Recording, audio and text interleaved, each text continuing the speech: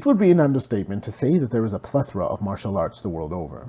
To varying degrees of formality, it can be reasonably argued that almost every culture has its own fighting system, through dance, dueling, self-defense, or warfare. Swords, knives, spears, axes, cudgels, and even bare hands and feet are tools for inflicting or simulating violence.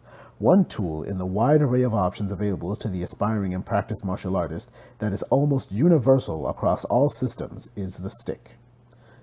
A simple, usually straight piece of wood in varying dimensions is used to train as a weapon in and of itself, or as a safer analog for other weapon systems. The stick is among the most versatile training tools for weapon-based martial arts, as the limits of what it can represent are bound only by the imagination of the practitioner.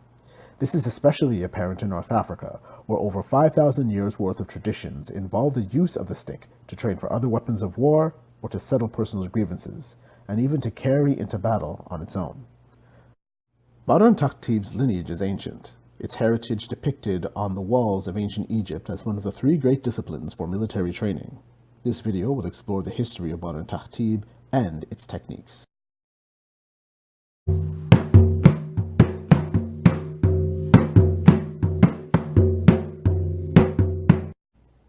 While it is nearly impossible to determine exactly how long formalized stick fighting has been present in North Africa, there are depictions that provide clues as to the age of these arts.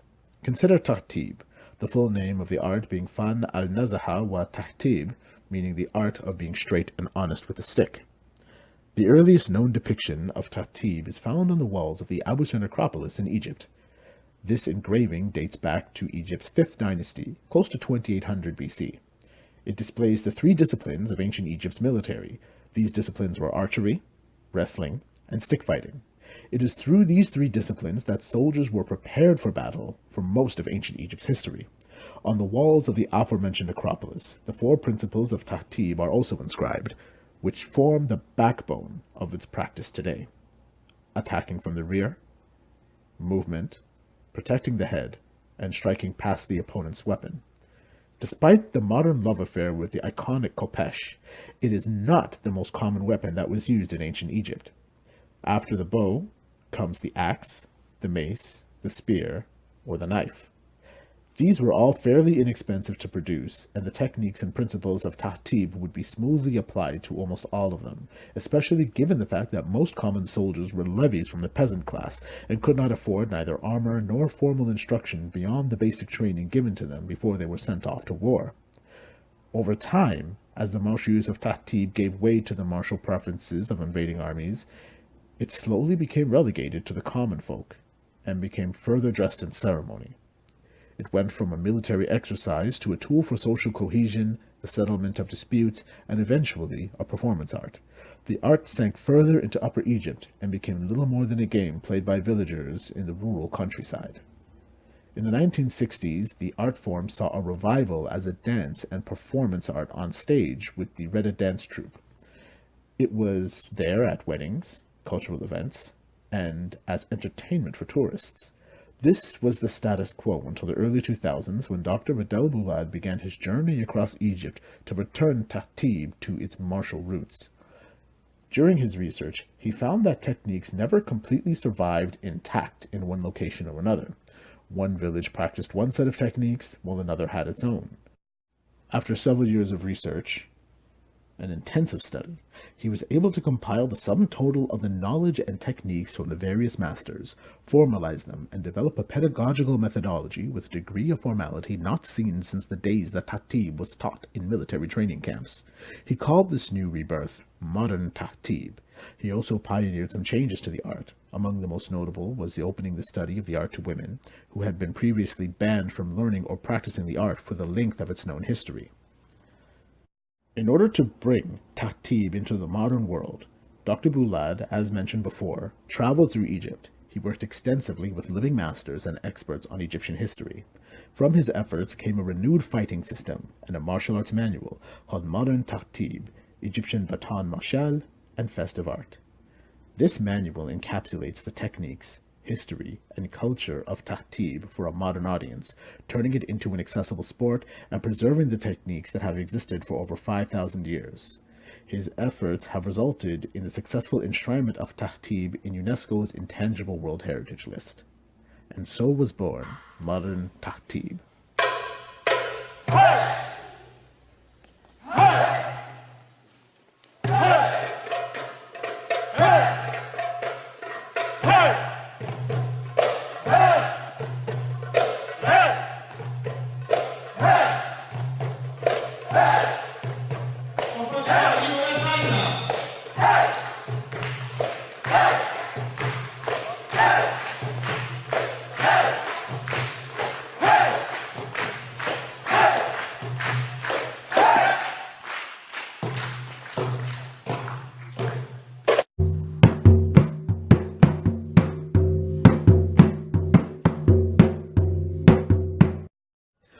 Modern Tahtib is a complex martial arts system that involves ceremony, philosophy, and a developed pedagogy. Gatherings begin with a group dance called the Universe, which is used to harmonize the fighters, welcome all participants to the circle, and foster the spirit of community. Engagements are called jousts. They are most often accompanied by a percussion band led by a doumbek. They usually include the daf, tabla, and are accented with the mizmar flute. There are two kinds of jousts, codified and free. Codified jousts are fixed patterns used by the fighters to greet each other before beginning free jousting. The free joust is the actual contest between the fighters. Thrusts are forbidden, and the fighters win by touch. The targets in each engagement are the head and the body. One touch on the head or two touches on the torso result in a win. Now it's important to note that the goal is not to injure the opponent, but instead to demonstrate one's own prowess as a stick fighter. So how does this differ from what we call traditional tahtib? Well, the first is doing away with the jalabiya and turban and replacing it with a tracksuit.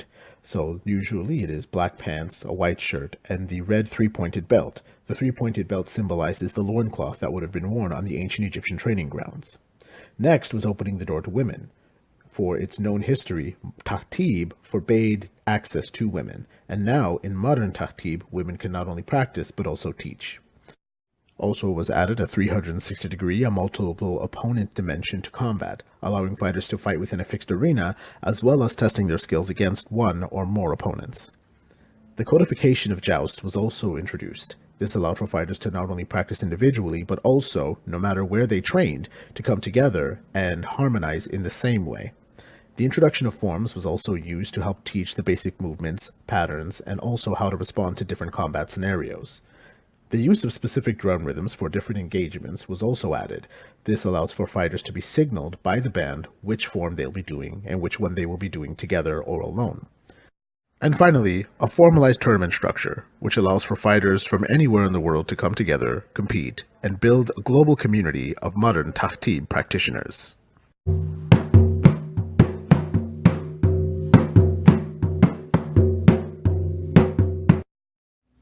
Modern Tahtib's technical foundations are rooted in its four principles, which are engraved in stone at the Abusir Necropolis in the second of four lines depicting the basics of ancient Egyptian military training.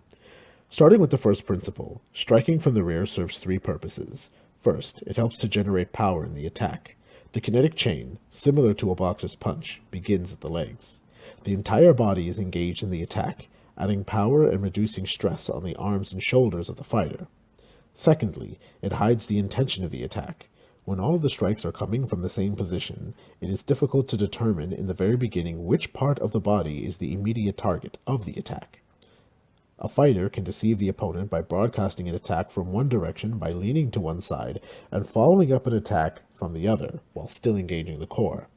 Thirdly, if fighting in a formation with several other comrades, chambering all strikes behind the back increases control and reduces the likelihood of the fighter, in the battlefield context, from accidentally striking his or her comrades. In the second principle, protection of the head is mandatory. The average soldier in ancient Egypt did not commonly wear head protection.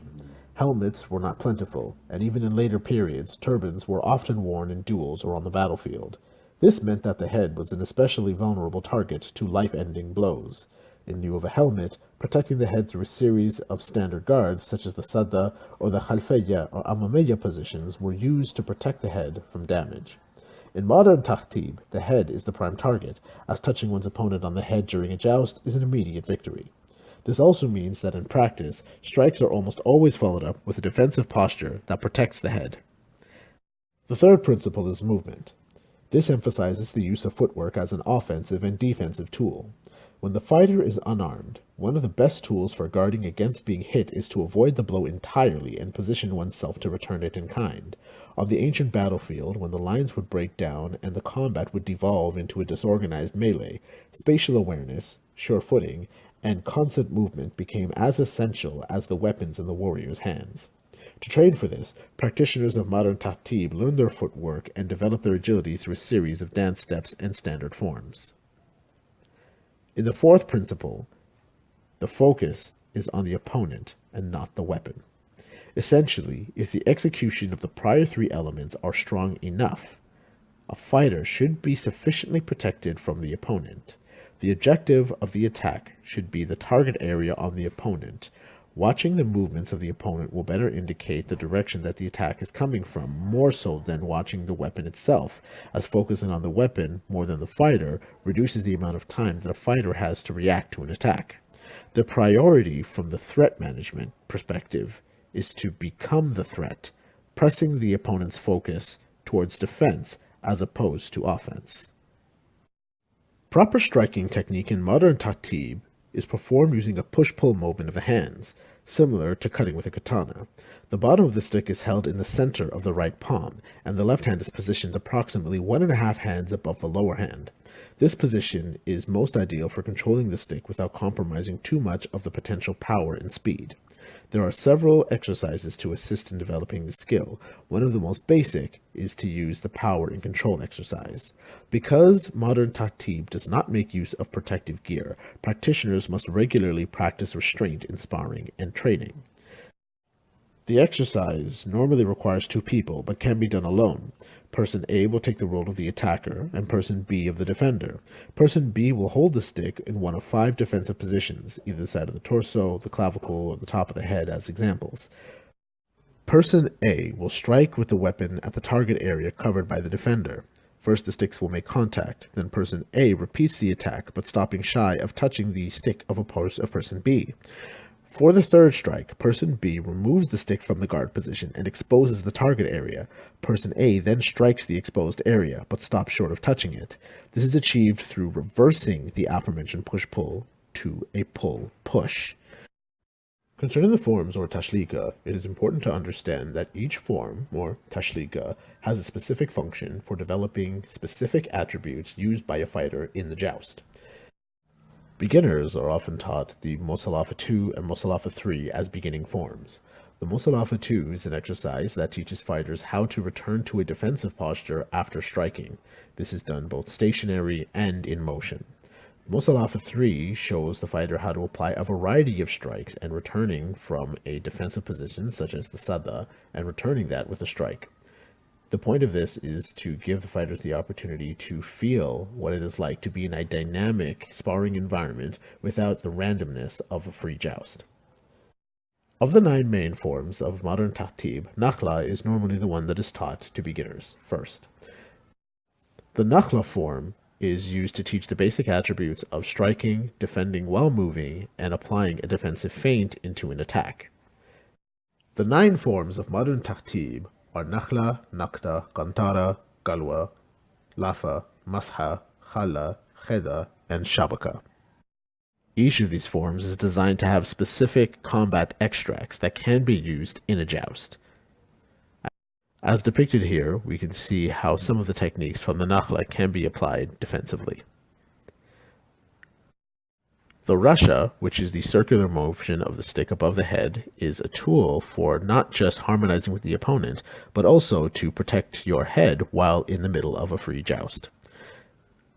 This can also be used as a tool for distracting your opponent for a disarm, as pictured here. Modern Tahtib also addresses the issue of learning how to defend yourself once you've fallen on your back or fallen on your stomach. This is an important skill, considering that on ancient battlefields, not every fighter was able to stay on his or her feet throughout the entire course of the combat experience. These techniques can be applied to different weapon sets.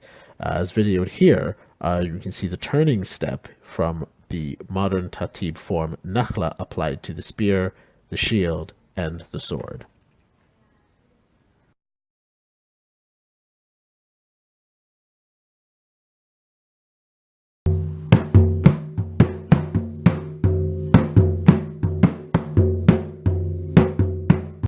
Modern Tahtib is an ancient martial art that carries the legacy of an ancient people. Through the rhythm of its drum, it fosters the spirit of community, respect, and friendship. Beyond the high energy of the free joust is the rhythm of the drum, the clash of sticks, the smiles, the clapping hands, and the sure joy in the shared rhythm of combat. To practice modern Tahtib is to walk in the footsteps of the pharaohs. This video was prepared by the Historical African Martial Arts Association. Visit us on Facebook, Instagram, Twitter, YouTube, and at hamaassociation.wordpress.com. A special thanks goes out to Dr. Wadel Boulad and Modern Tahtib for allowing us to use footage from the YouTube channel for Modern Tahtib for the content for this video. Sources for this video came from Modern Tahtib, Egyptian Bataille Martiale, and Festive Art, available on Budo Editions and Amazon.com. Learn more about Modern Tahtib at www.takhtib.com.